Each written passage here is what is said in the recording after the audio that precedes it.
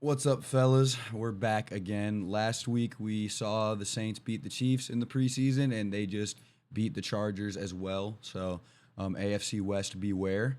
I'm pretty hyped about the win. I will not lie to you, though. That was one of the most boring fucking preseason games I have ever watched in my entire life.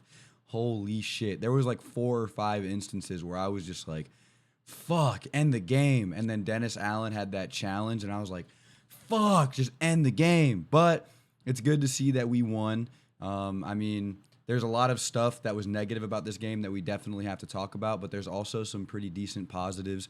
I liked a few players that we'll hit on, but at first, I want to talk about the negatives before we talk about anything. So, the first negative I'm going to talk about is our backup offensive line as a whole.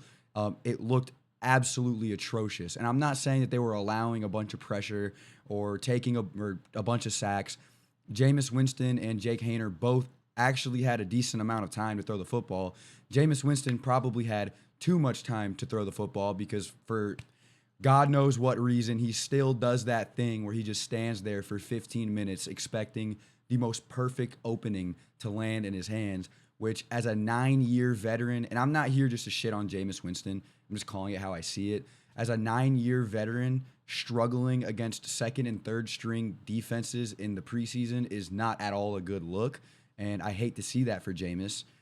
He did have a good play, a beautiful pass to Kendre Miller, and a couple of other thread the needle kind of passes, but for the most part, he was still holding onto the ball for way too long, throwing into triple and quadruple coverage per usual. He just kind of looked like Jameis Winston today.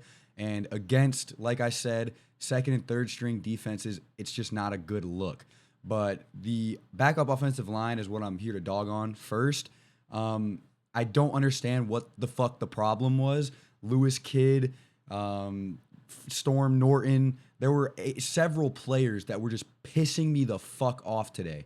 And it wasn't because, like I said, they weren't playing bad. They weren't getting blown by as much as you'd think they would be. But the amount of holding penalties and false start penalties that came from this offensive line was so frustrating. Like today, we had a total of 14 penalties. 14. And what worries me, it was like 14 penalties for 100 and some odd yards. It was an absolute shit ton. And like I said, the thing that worries me is last preseason, we saw the same kind of deal where the Saints were just absolutely taking penalties over and over and over again.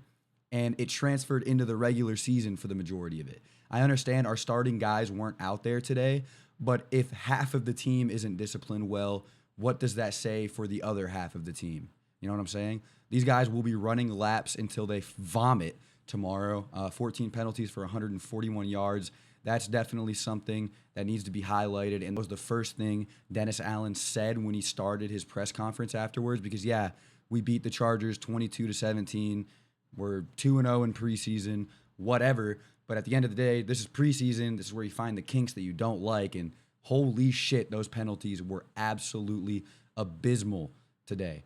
Another bad thing, there were a good amount of drops that I was seeing. Brian Edwards was a really big problem with this today. He also had 2 really bad penalties in the red zone that ended up backing us up and taking away a touchdown or two, which is never a good thing. He was running pick plays when he wasn't supposed to and knocking people off of their defensive routes.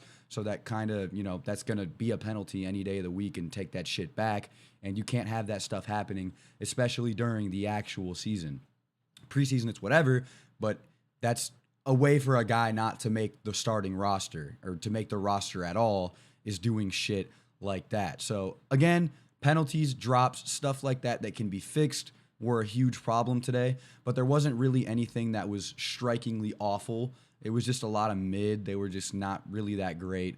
Even though we won, it was just boring, chipping away, 50 million field goal football. Will Lutz had one blocked, but a penalty on the Chargers side gave it back to us and we got to kick it. So, yeah, nothing glaringly terrible here, but those penalties 100% have to get cleaned up or that it just can't transfer into the regular season because I personally, my mental health, I fucking can't take that shit again.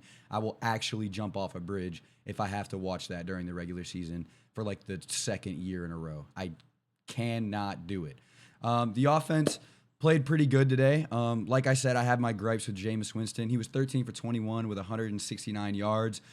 He took 2 sacks, had an 87.2 quarterback rating, but I just expect so much more from a 9-year veteran. And people are like, "Oh, he's blah blah blah. You can't hold him to a different standard." Yes, I can.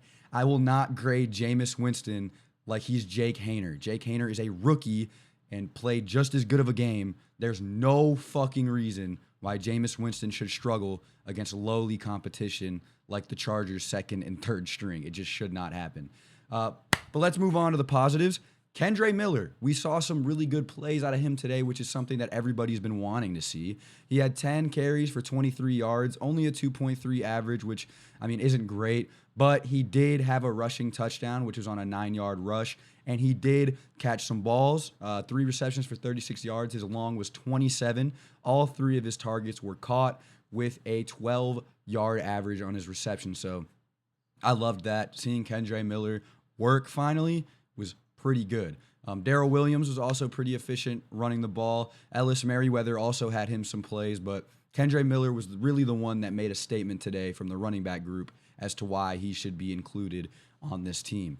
Our receivers, we had last week was all about A.T. Perry, who had a decent game today, but this week, Shaq Davis was the one that really showed up and showed out. 3 receptions for 63 yards, but they were all very strong, contested catches where he was pretty much just like, get the fuck off of me, and still caught that shit anyway. He had a long of 42 yards, caught 3 out of 5 balls, so that was I loved that so much. Jontre Kirkland also had a pretty good game himself.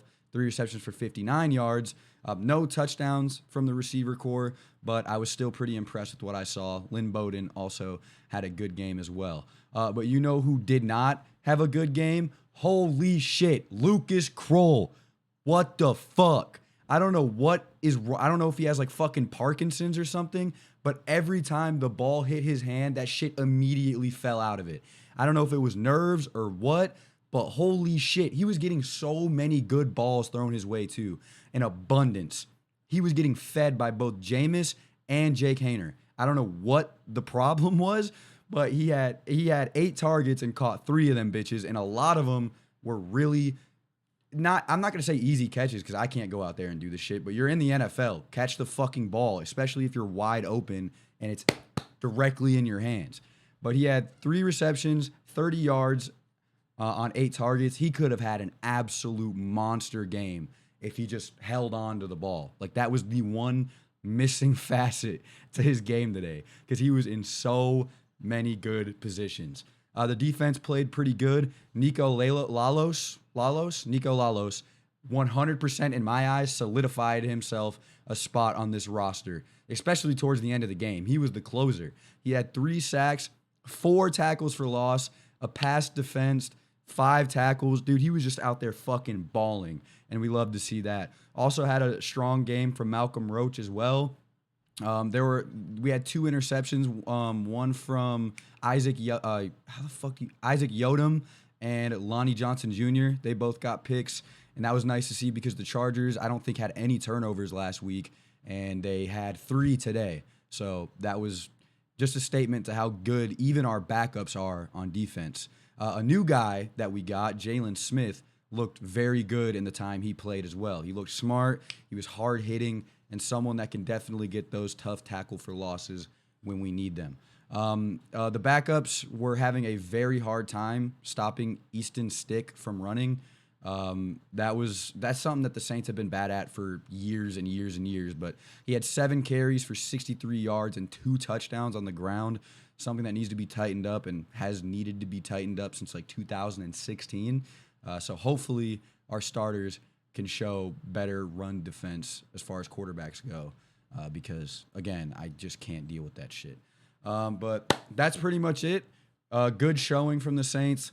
Bad penalties that need to be cleaned up. Jameis Winston slacking. Hopefully he explodes next game because I do want to see good things from him, as I do think while he can't start for the Saints, he can start somewhere in the NFL, and I hope he proves that to everybody and, I don't know, makes himself look good for a contract. But yeah, that's it from me, fellas. Thank you so much for stopping by. Sorry that game was so boring, even though I can't do jack shit to control that. And yeah, I'll see you guys in the next one. Adios. Fuck Lucas Kroll.